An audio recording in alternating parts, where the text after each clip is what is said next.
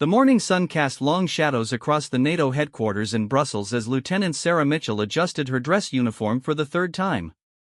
Her hands trembled slightly as she smoothed down the fabric, checking every detail.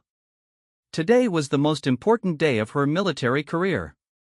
She was about to present her intelligence findings to a room full of high-ranking officers from multiple countries, including the legendary SEAL commander Jake Harrison.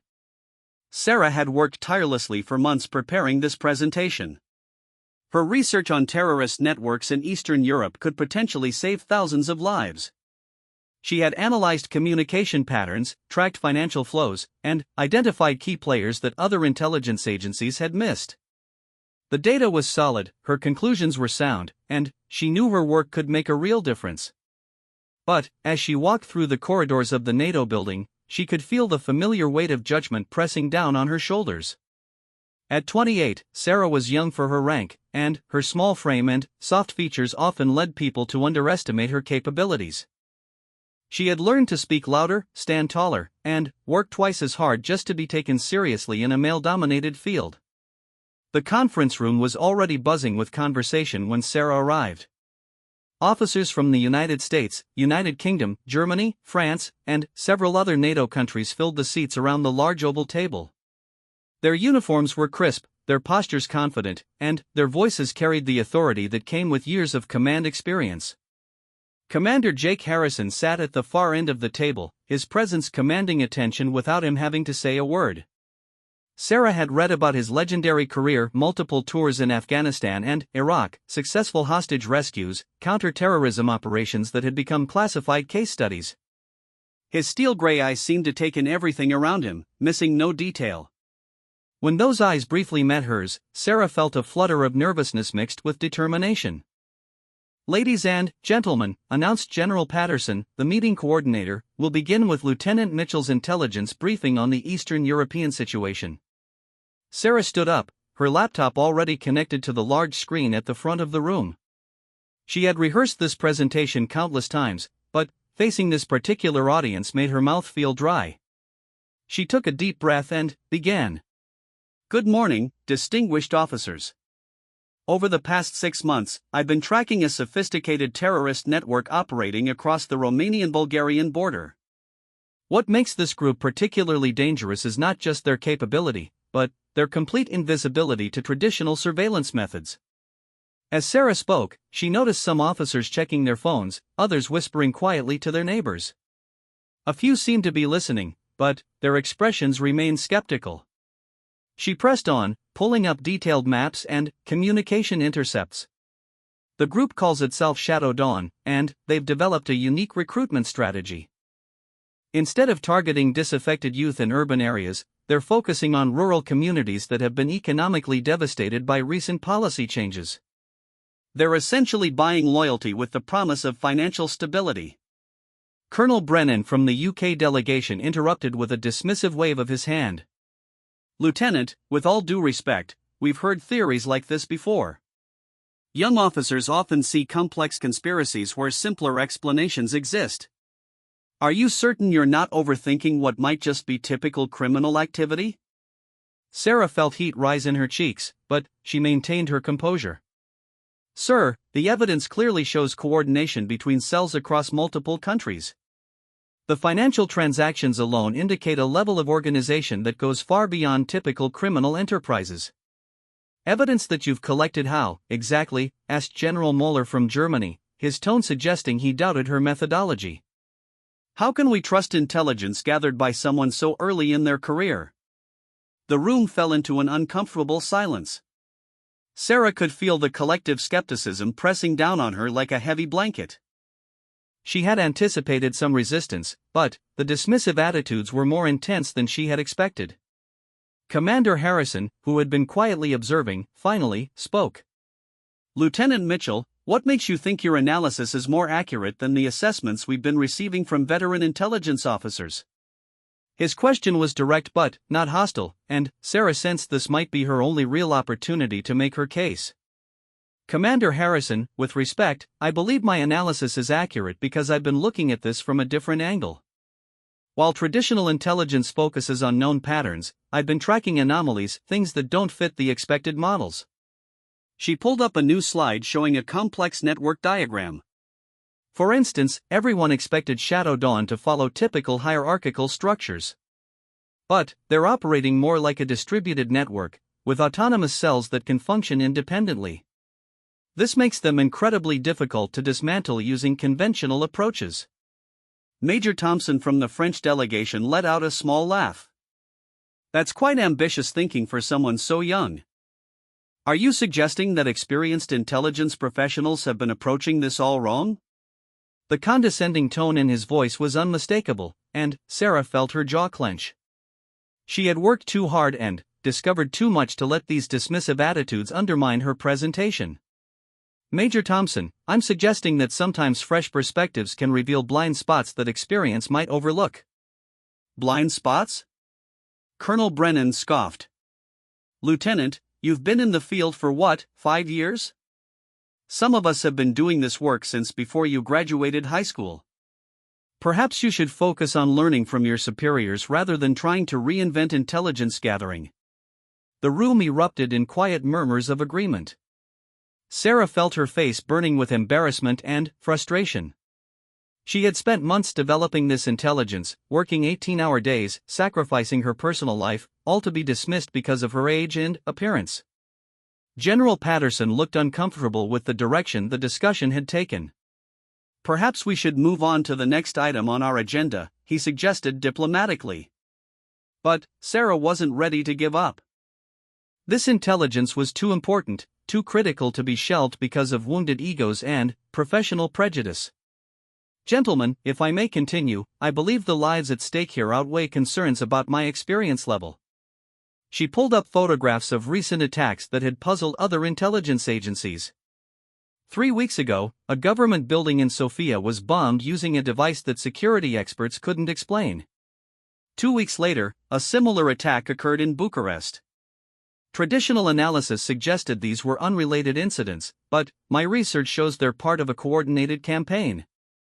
Commander Harrison leaned forward slightly, his attention focused. What kind of coordination are you talking about? The explosive signatures are nearly identical, but, more importantly, the timing corresponds exactly with local election cycles.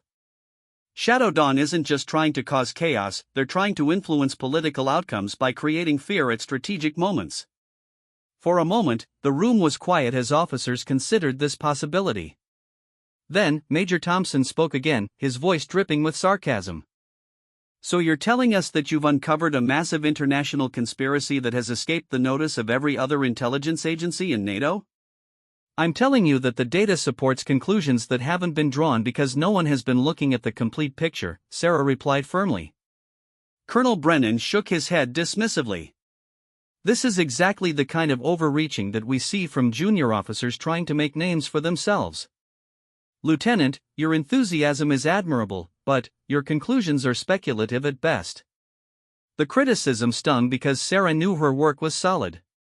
She had double and triple-checked every detail, consulted with experts in multiple fields, and built her case methodically. To have it dismissed so casually felt like a professional slap in the face. Colonel, I understand skepticism, but I would ask that you review the evidence before dismissing the conclusions, Sarah said, trying to keep her voice steady. Evidence collected by someone with minimal field experience, General Mueller added. Lieutenant Mitchell, perhaps you should spend more time in operational roles before attempting strategic analysis. The personal attacks were becoming more pointed, and Sarah realized that her gender and youth were being used against her in ways that would never happen to a male officer of equal rank and experience. She had seen this pattern before, but never quite so blatantly in such a formal setting. Commander Harrison had been quietly reviewing the materials on his tablet throughout the exchange. When he looked up, his expression was unreadable. Lieutenant Mitchell, your presentation raises interesting points, but the concerns about verification are valid. How do you propose we confirm your analysis? Sarah felt a glimmer of hope. At least someone was asking practical questions rather than simply dismissing her work. Commander, I recommend establishing surveillance on 3 specific locations I've identified as likely targets. If my analysis is correct, we should see preparatory activity within the next 2 weeks. And, if your analysis is wrong, asked Colonel Brennan pointedly.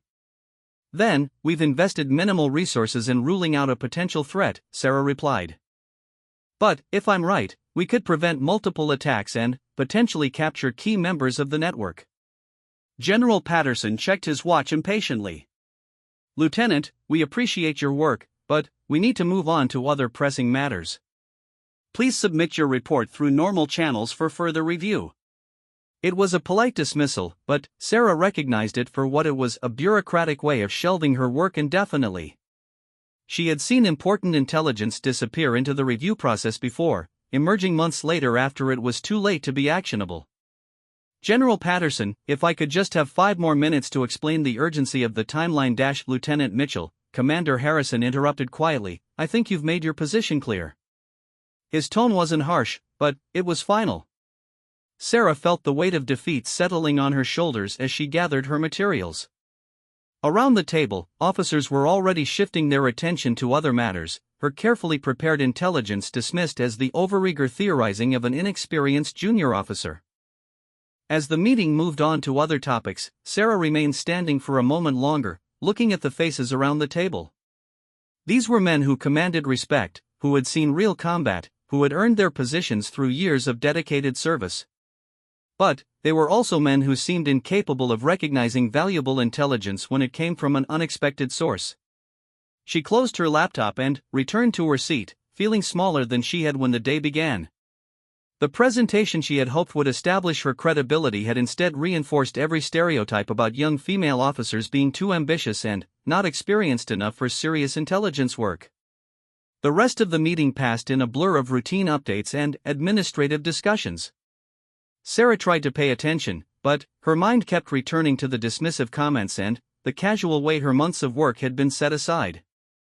She thought about the potential victims of the attacks she was trying to prevent, about the intelligence sources who had risked their safety to provide information, about the sleepless nights she had spent analyzing data that these experienced officers couldn't be bothered to seriously consider. When the meeting finally ended, officers began filing out in small groups, continuing their conversations in the hallway. Sarah packed her materials slowly, hoping someone might approach her with follow-up questions or at least acknowledgement that her work had merit. Instead, she found herself alone in the conference room, staring at the now blank projection screen where her carefully prepared slides had been so thoroughly dismissed. General Patterson had already left, but Colonel Brennan paused near her chair. Lieutenant Mitchell, let me offer some advice. In this business, credibility is everything. You'll build more respect by supporting established assessments than by trying to revolutionize the field with untested theories. His words were delivered with what he probably considered kindness, but they felt like another dismissal of her capabilities. Colonel, what if the established assessments are incomplete? Then, that's for more senior officers to determine, he replied curtly. Your job is to follow orders and learn from your superiors, not to challenge decades of institutional knowledge. After he left, Sarah sat alone in the empty conference room, feeling the full weight of professional frustration. She had joined the military to serve her country, to use her analytical skills to help protect people from threats they couldn't see coming. Instead, she found herself fighting battles against prejudice and institutional inertia that seemed more challenging than any external enemy. Her phone buzzed with a text from her sister asking how the presentation had gone. Sarah stared at the message, unsure how to respond. How could she explain that her carefully researched intelligence had been dismissed not because it was wrong, but because she was young, female, and didn't fit the traditional image of a senior intelligence officer? She thought about Commander Harrison's reaction throughout the meeting. Unlike some of the others, he had actually looked at her materials and asked substantive questions. But even he had ultimately supported the decision to shelve her work through normal channels, which meant it would likely disappear into bureaucratic limbo. As Sarah finally gathered her things and prepared to leave, she caught her reflection in the blank computer monitor. She looked tired, frustrated, and younger than her 28 years. For a moment, she wondered if the critics were right. Maybe she was too inexperienced, too eager to make a mark, too naive about how the intelligence community really worked. But, then, she thought about the intercepted communications she had decoded, the financial patterns she had traced, the clear evidence of coordination between terrorist cells that no one else seemed willing to acknowledge. The data didn't care about her age or gender or experience level. The facts were the facts, and the facts supported her conclusions. Sarah straightened her shoulders and walked out of the conference room with renewed determination. If the traditional channels wouldn't take her intelligence seriously, she would find another way to make sure the right people saw what she had discovered. Too many lives hung in the balance to let professional prejudice and bureaucratic inertia prevent action. She had no way of knowing that her presentation had actually made an impression on someone in the room, someone who had been quietly taking notes and would soon be making some very important phone calls. Commander Jake Harrison had built his reputation on recognizing talent and potential in unexpected places, and something about Lieutenant Sarah Mitchell's analysis had caught his attention in ways that would soon change everything. 3 days after the disastrous NATO meeting, Sarah Mitchell sat in her small Brussels apartment, staring at her laptop screen. The official response to her intelligence report had arrived that morning, a polite but firm rejection citing insufficient corroborating evidence and need for additional verification through established channels. It was exactly what she had expected, but it still felt like a punch to the gut. Her secure phone rang, interrupting her brooding. The number was blocked, which wasn't unusual in her line of work, but something about the timing made her hesitate before answering. Lieutenant Mitchell speaking. Lieutenant, this is Commander Harrison. I'd like to discuss your presentation from earlier this week. Are you available to meet privately? Sarah's heart skipped a beat. Of all the officers in that room, Commander Harrison had been the only one to ask substantive questions about her work rather than simply attacking her credibility. Still, she remained cautious. Yes, sir. When and where would be convenient for you? There's a cafe called Damaca on Rue Dutron. Meet me there in 1 hour. Come alone, and don't mention this conversation to anyone. The line went dead before Sarah could respond. She stared at the phone, wondering if she was walking into another professional ambush. But Commander Harrison's reputation suggested he wasn't the type to play games. If he wanted to meet, he probably had a good reason. An hour later, Sarah found herself scanning the crowded cafe for the familiar face she had seen across the conference table. Commander Harrison sat in a corner booth, dressed in civilian clothes rather than his uniform. He looked older without the formal military bearing, but his eyes still held the same intense focus that had made him legendary in special operations circles. Thank you for coming, Lieutenant, he said as she approached. Please, sit down. Sarah slid into the booth across from him, noting that he had positioned himself with clear views of all the entrances. Old habits from years of dangerous operations, she assumed. Sir, I have to ask, is this meeting official or unofficial? Completely unofficial, Harrison replied. I'm here as someone who spent 20 years learning to recognize valuable intelligence when I see it, regardless of where it comes from. Sarah felt a flutter of hope but tried to keep her expression neutral. I appreciate your time, Commander. I know my presentation wasn't well received. Harrison leaned forward slightly. Your presentation was dismissed for all the wrong reasons. Those officers were more concerned with protecting their egos than evaluating your analysis. I've seen that kind of institutional blindness get people killed. So you think my assessment has merit? I think your assessment is not only accurate but urgently important, Harrison said bluntly. I've been making some private inquiries since your presentation, and everything I've found supports your conclusions about Shadow Dawn. Sarah couldn't hide her surprise. You've been investigating independently? Lieutenant, when someone presents intelligence that could prevent terrorist attacks, I don't wait for bureaucrats to decide whether it's worth pursuing. I have contacts in Eastern Europe who've been feeding me information that aligns perfectly with your analysis. Harrison pulled out a tablet and showed her several photographs.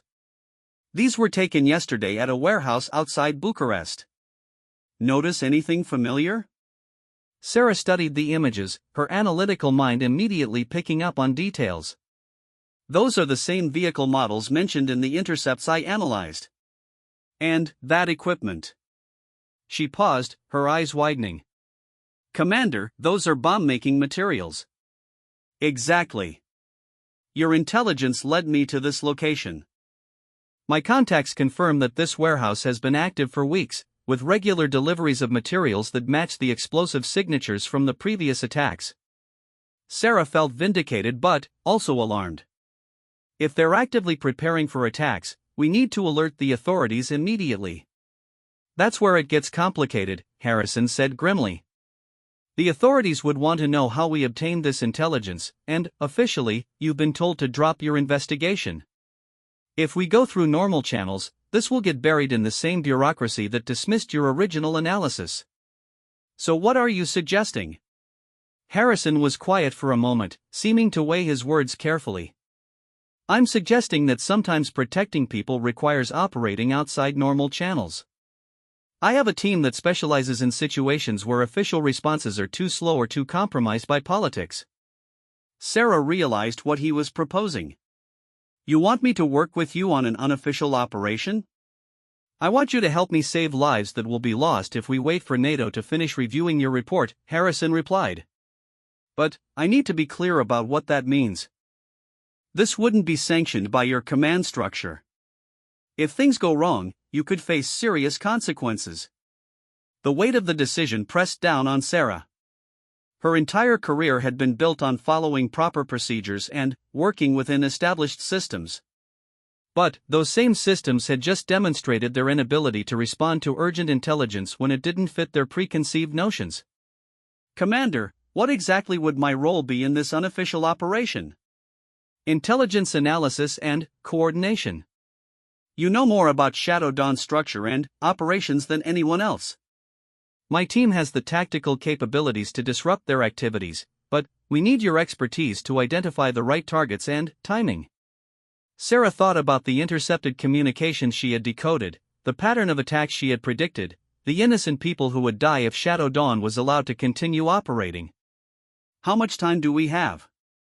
Based on your timeline analysis and my recent intelligence, I estimate we have less than a week before their next coordinated attack. Maybe less. And if we're caught operating without authorization? Harrison's expression became serious. Lieutenant, I won't lie to you. This could end both our careers if it goes badly.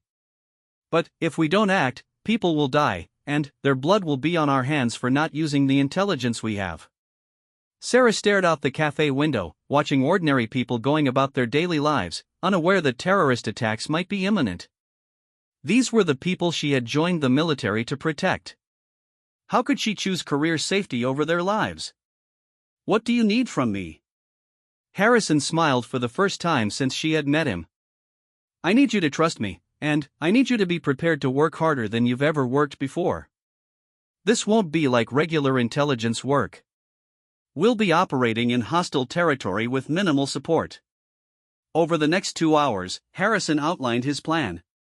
His unofficial team consisted of carefully selected special operations personnel who shared his frustration with bureaucratic delays in critical situations.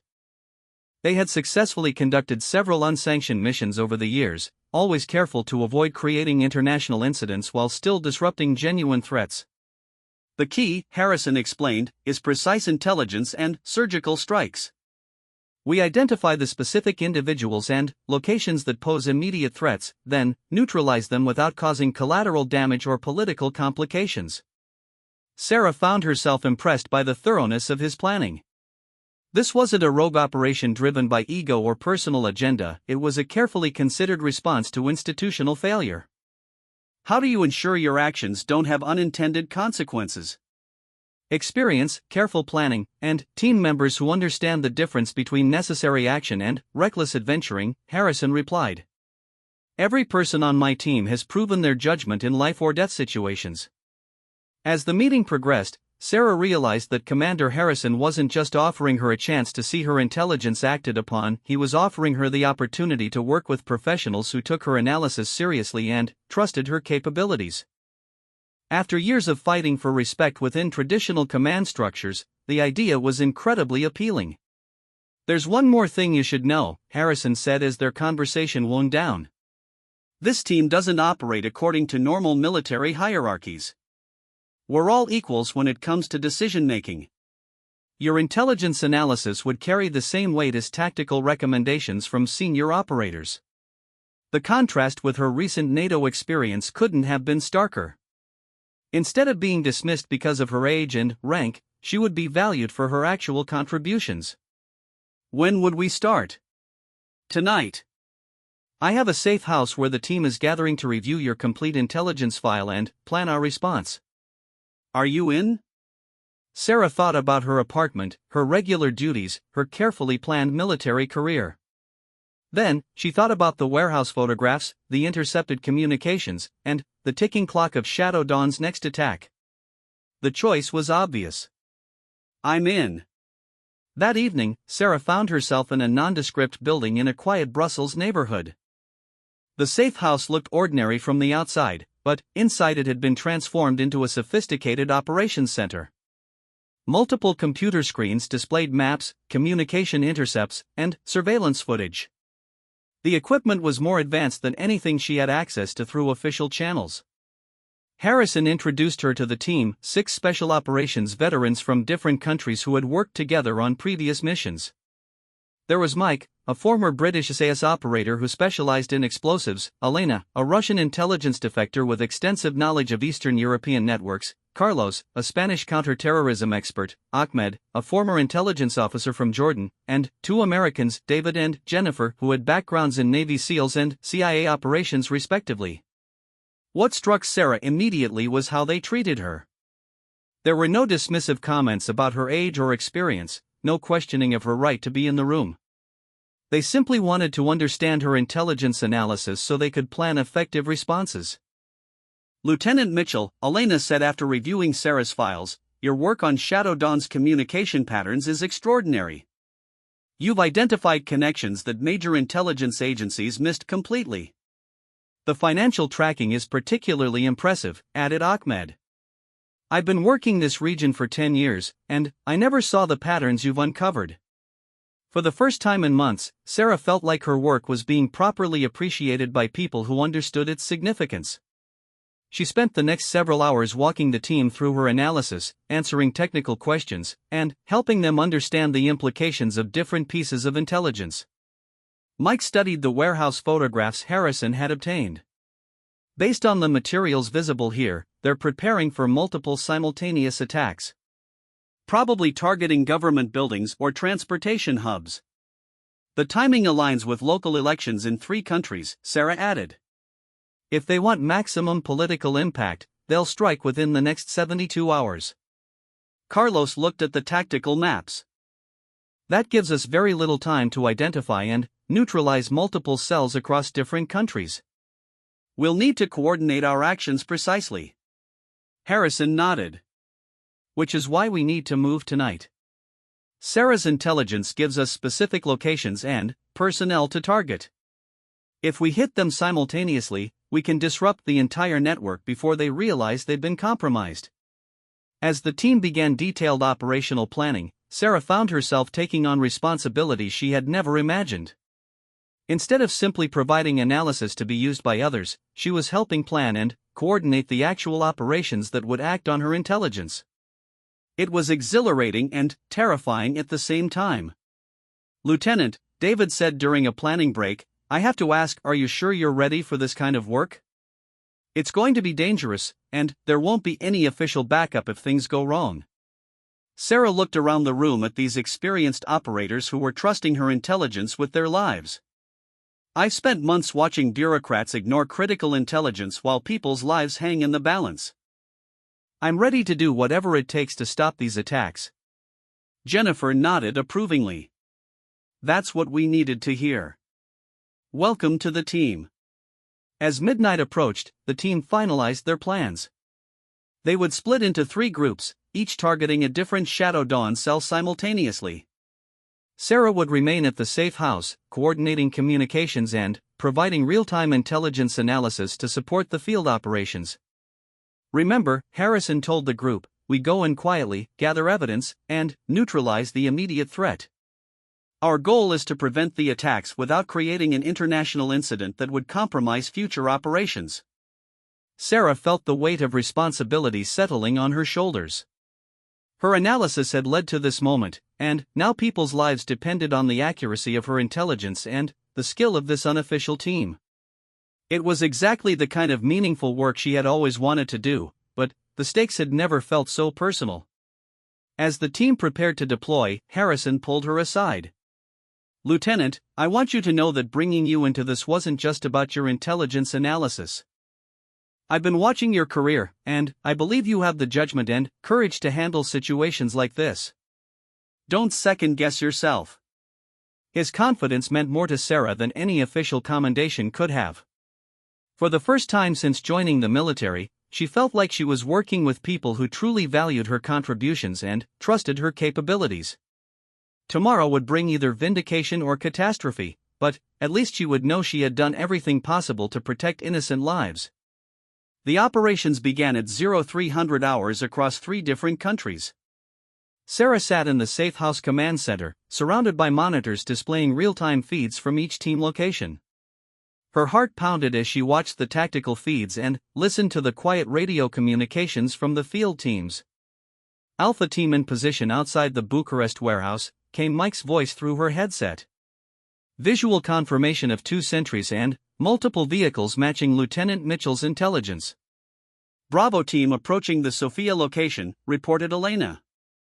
"Heat signatures confirm at least 6 individuals inside the target building." "Charlie Team ready at the Bulgarian border crossing," added Carlos. "We have eyes on the weapons transfer point." Sarah coordinated between the teams, providing real-time updates as new intelligence became available. "Alpha Team, be aware that my analysis suggests the warehouse likely contains enough explosives for at least 4 separate devices. Approach with extreme caution." "Copy that, Control. Moving in now."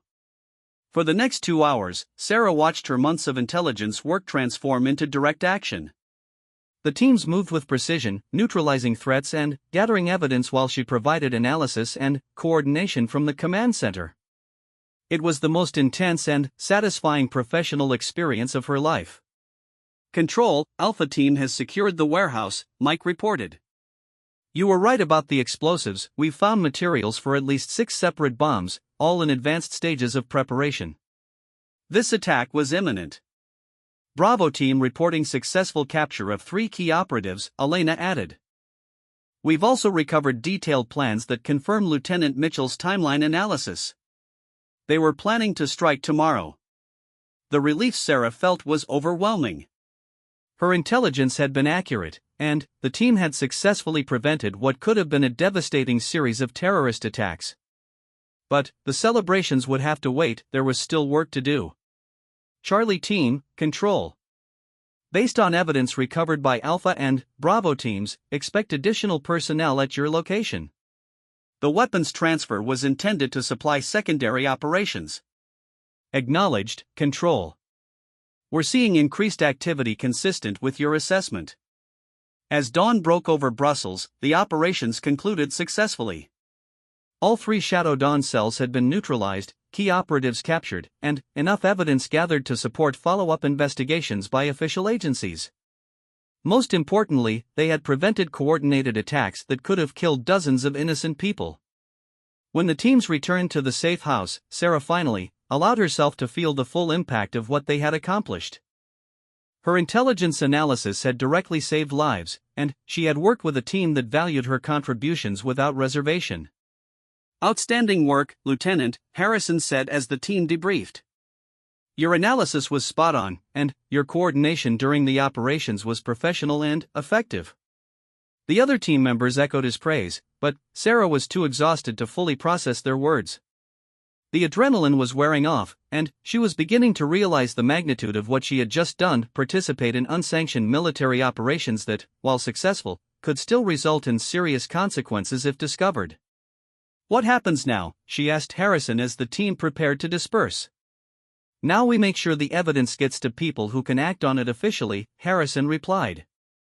"The beauty of operations like this is that once we've disrupted the immediate threat, regular agencies can take credit for the follow-up work." Over the following days, Sarah watched as news reports began emerging about successful counter-terrorism operations in Eastern Europe. Official statements credited international cooperation and routine surveillance for uncovering the Shadow Dawn network, with no mention of the unofficial team that had actually done the work. Sarah returned to her regular duties, but everything felt different now. The bureaucratic meetings and routine intelligence reviews seemed painfully slow and ineffective after the rapid, decisive action she had experienced with Harrison's team. She found herself constantly frustrated with the institutional inertia that she now knew could be overcome with the right approach and sufficient determination. 2 weeks after the operations, Sarah received an encrypted message from Harrison requesting another private meeting. This time, they met at a different location, a small restaurant in the historic center of Brussels. "Lieutenant," Harrison began, "I wanted to discuss your future. The work you did on the Shadow Dawn operation was exceptional, and I think you have potential that's being wasted in your current assignment." Sarah had been thinking about this conversation since the operations ended. "Commander, I appreciate everything you've done for me, but I have to ask, is this sustainable? Can we continue operating outside official channels?" "That's exactly what I want to discuss," Harrison replied. "There's an opportunity for you to join a different kind of unit, one that operates with official sanction but maintains the flexibility and responsiveness that made our recent operations successful." He explained that there was a classified program within NATO that brought together exceptional intelligence officers and operators for rapid response to emerging threats. The unit operated with streamlined command structures and reduced bureaucratic oversight, allowing them to act on time-sensitive intelligence without the delays that had nearly prevented them from stopping Shadow Dawn. The position would mean a promotion and assignment to a multinational task force based in Germany, Harrison continued. "You'd be working with people who understand the value of accurate analysis and rapid response." It was everything Sarah had ever wanted professionally: recognition for her capabilities, meaningful work that directly protected people, and colleagues who valued intelligence over politics. But she knew there would be challenges as well. "What about my current command? I assume they wouldn't be enthusiastic about losing an intelligence officer to an unofficial operation they probably don't approve of." Harrison smiled. "Let me worry about the bureaucratic aspects. Your recent work has come to the attention of some very senior people who understand the importance of having talented officers in the right positions." As they discussed the details, Sarah realized that Harrison was offering her a chance to build the kind of military career she had always envisioned, one where her analytical skills could make a real difference in protecting innocent people from threats they couldn't see coming. "There is one thing you should know," Harrison said as their meeting concluded. "The selection process for this unit is quite rigorous. Physical standards, psychological evaluation, extensive background investigation. They don't just want good intelligence officers, they want people who can function effectively under extreme pressure in hostile environments." Sarah nodded. "I understand. When would the process begin?" "Next week, if you're interested. But, Lieutenant, I want you to think carefully about this decision. Once you enter this world, your military career will never be conventional again. You'll be dealing with situations and making decisions that most officers never face." That evening, Sarah sat in her apartment thinking about Harrison's offer. She thought about the dismissive attitude she had faced at the NATO meeting, the institutional resistance to new ideas, and the bureaucratic delays that nearly allowed Shadow Dawn to carry out devastating attacks. Then, she thought about the satisfaction of seeing her intelligence acted upon decisively, the respect she had earned from experienced operators, and the lives they had saved together. Her secure phone rang, interrupting her thoughts. The caller ID showed her commanding officer's number, unusual for this time of evening. "Lieutenant Mitchell, report to my office immediately," came the terse command. Sarah's heart sank. Had someone discovered her participation in the unofficial operations? She quickly changed into her uniform and made her way to the NATO headquarters building, trying to prepare for whatever confrontation awaited her. Colonel Davidson's office was dimly lit when she arrived, and his expression was unreadable as she stood at attention. "Lieutenant Mitchell, I've received some interesting reports about your activities during the past 2 weeks," he began. "Care to explain where you've been spending your time?" Sarah's mind raced through possible responses. She couldn't reveal the unofficial operations without compromising Harrison and his team, but she also couldn't lie directly to a superior officer. "Sir, I've been following up on the intelligence analysis I presented at the recent NATO meeting," she said carefully. "Following up how, exactly?" Before Sarah could respond, Colonel Davidson's expression changed slightly. "Lieutenant, I'm going to share something with you that's strictly confidential." The successful counter-terrorism operations in Eastern Europe that have been in the news, those operations were based on intelligence that bears a remarkable resemblance to the analysis you presented 2 weeks ago. Sarah tried to keep her expression neutral. "Sir, I'm gratified to hear that the intelligence community was able to act on similar findings." Colonel Davidson studied her for a long moment.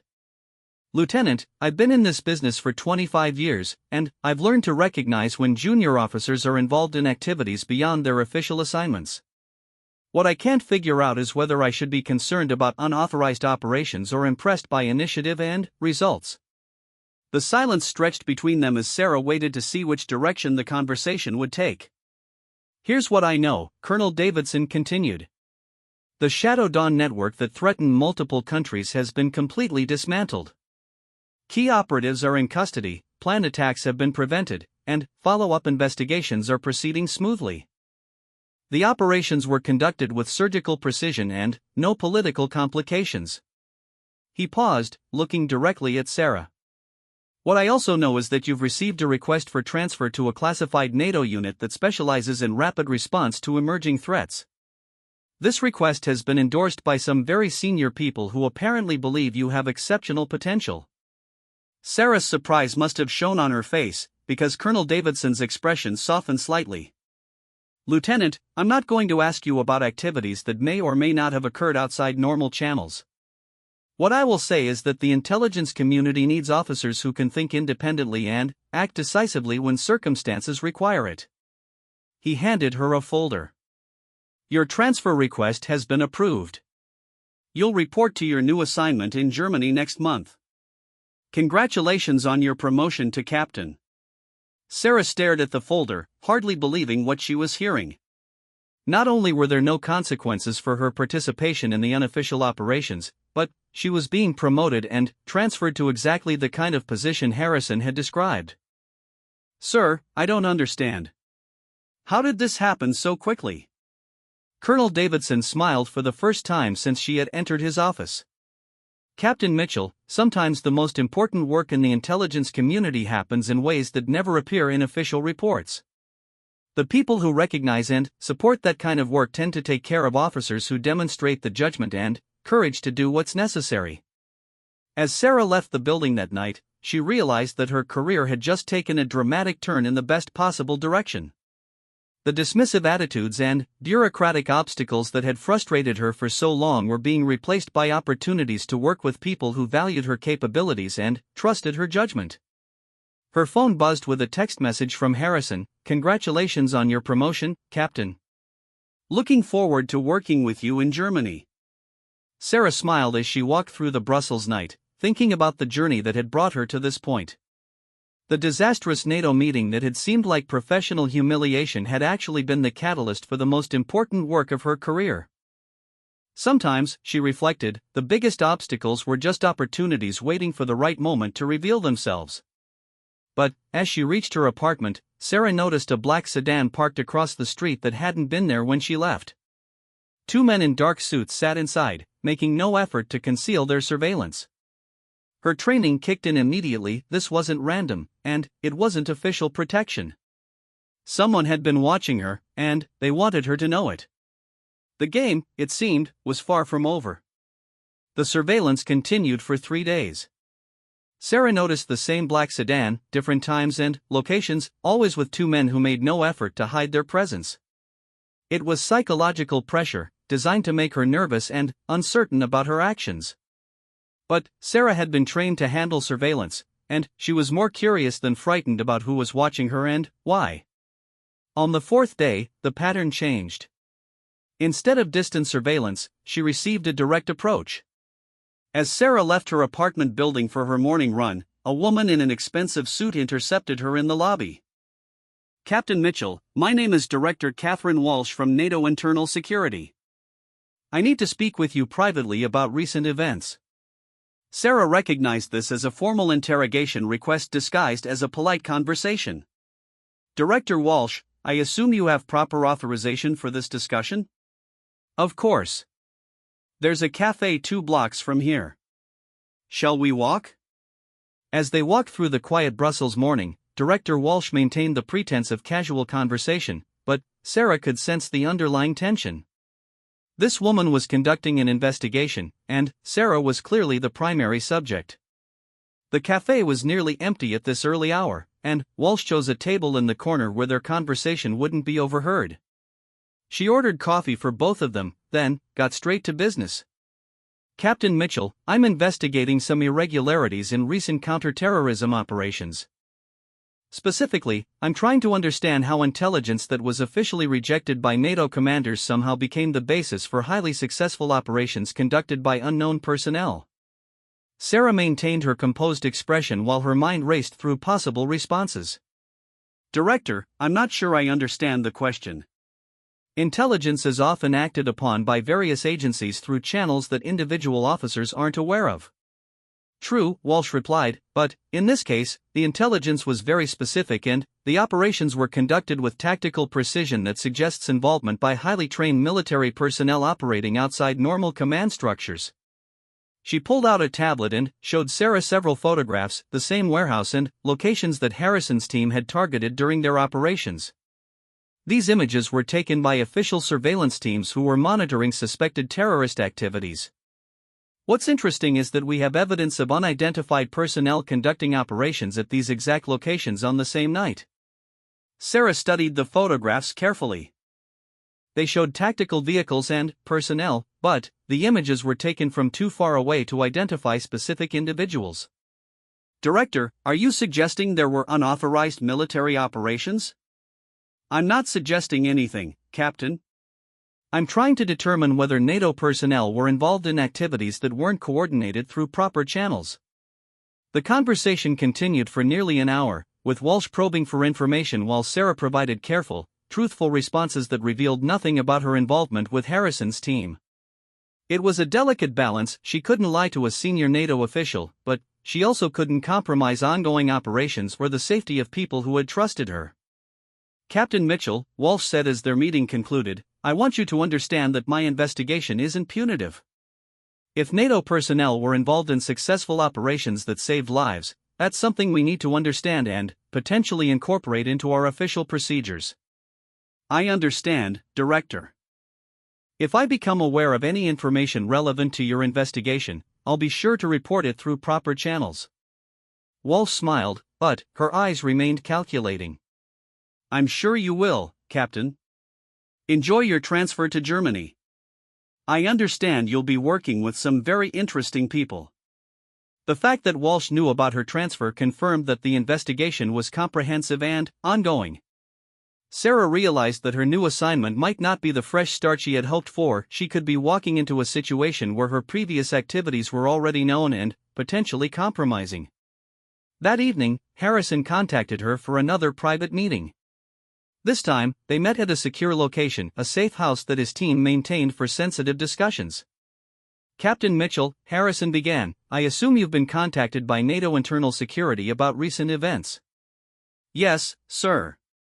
Director Walsh seems very interested in understanding how certain operations were conducted. Harrison nodded grimly.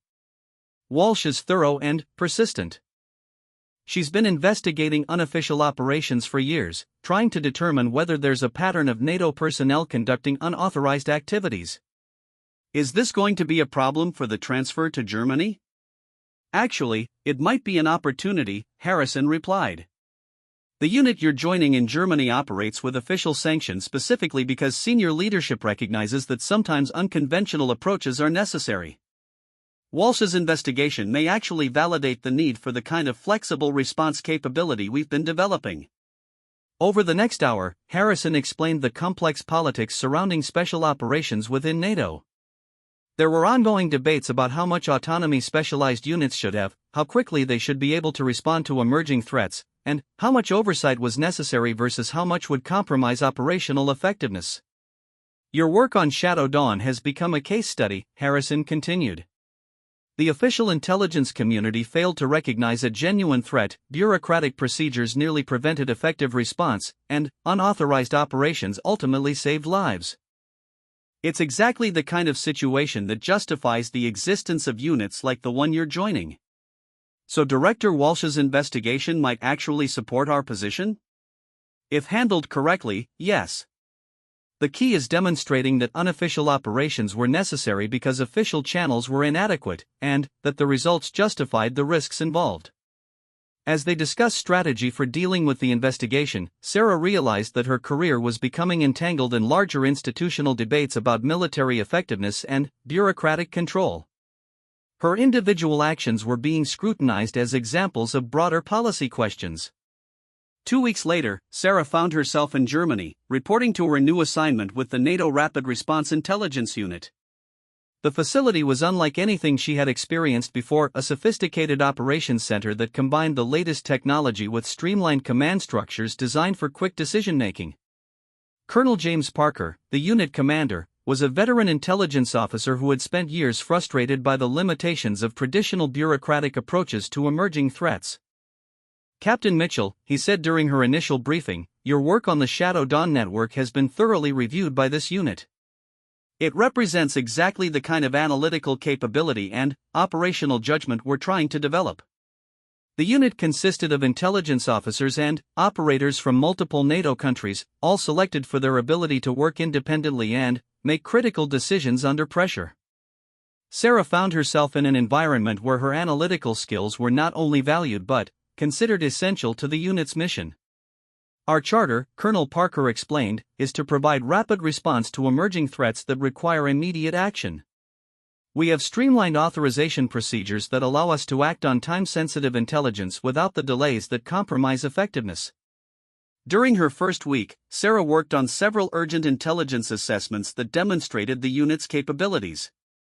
Unlike her previous assignments, her analysis was immediately acted upon by teams that had the authority and resources to respond appropriately. It was during her second week that the incident occurred that would change everything between her and Commander Harrison. The unit had been tasked with investigating a potential terrorist threat at a NATO facility in Poland. Intelligence suggested that the facility might be targeted for an attack designed to steal sensitive military technology. Sarah was part of a small team conducting reconnaissance at the facility, working undercover to assess security vulnerabilities and identify potential threats. The mission required civilian clothes and careful coordination to avoid drawing attention to their activities. It was late in the evening when Sarah's cover was compromised. She had been photographing potential entry points when a security guard became suspicious and demanded identification. The situation quickly escalated, and Sarah found herself detained by Polish security forces who were unaware of the NATO operation. Commander Harrison, who was coordinating the mission, arrived at the police station where Sarah was being held. His plan was to use his official credentials to secure her release without compromising the ongoing operation. But, when he arrived, he found Sarah in a holding cell, her shirt torn from the struggle during her arrest. For the first time, Harrison saw the tattoo that covered Sarah's left shoulder and upper arm, an intricate design that told a story he had never imagined. The tattoo depicted a military helicopter surrounded by flames, with dates and coordinates that Harrison immediately recognized. Below the helicopter were the names of 6 soldiers, including one that made Harrison's blood run cold. Lieutenant Michael Harrison. His younger brother, who had died in a helicopter crash in Afghanistan 7 years earlier. Sarah noticed Harrison's shock when he saw the tattoo, but she was too exhausted and stressed from the detention to fully process his reaction. Harrison completed the paperwork for her release in stunned silence, his mind reeling from the implications of what he had seen. It wasn't until they were alone in a secure room at the NATO facility that Harrison finally spoke about the tattoo. "Captain Mitchell, I need to ask you about the tattoo on your shoulder." Sarah looked down at her torn shirt, realizing that Harrison had seen the memorial tattoo she usually kept hidden under her uniform. Her expression became guarded. "Sir, it's a personal memorial. I don't usually discuss it. One of the names on that tattoo is Lieutenant Michael Harrison. How did you know my brother?" The question hung in the air between them as Sarah struggled with emotions she had kept buried for 7 years. She had never expected this moment, never imagined she would have to explain to Jake Harrison why his brother's name was permanently inked on her skin. "Commander, your brother saved my life in Afghanistan. He died doing it." Harrison sat down heavily, his usual composed demeanor cracking for the first time since Sarah had known him. "Tell me what happened." Sarah took a deep breath, preparing to relive the most traumatic experience of her military career. "I was a young intelligence officer attached to a forward operating base in Helmand province. Michael was the helicopter pilot who flew intelligence gathering missions. We worked together for about 3 months. She paused, gathering the courage to continue. "On July 15, 2018, we were conducting a reconnaissance mission near the Pakistani border. Our intelligence suggested that a high-value target was meeting with local Taliban commanders. Michael's helicopter was providing overwatch while my team gathered information from a village compound." Harrison listened in silence as Sarah described events that he had only heard about through official reports and his brother's letters home. "The mission went wrong when we discovered the intelligence was bad. It was a trap designed to capture American personnel. We found ourselves surrounded by a much larger enemy force than expected. Michael's helicopter was our only way out, but landing in the combat zone would have been suicide." Sarah's voice became strained as she continued.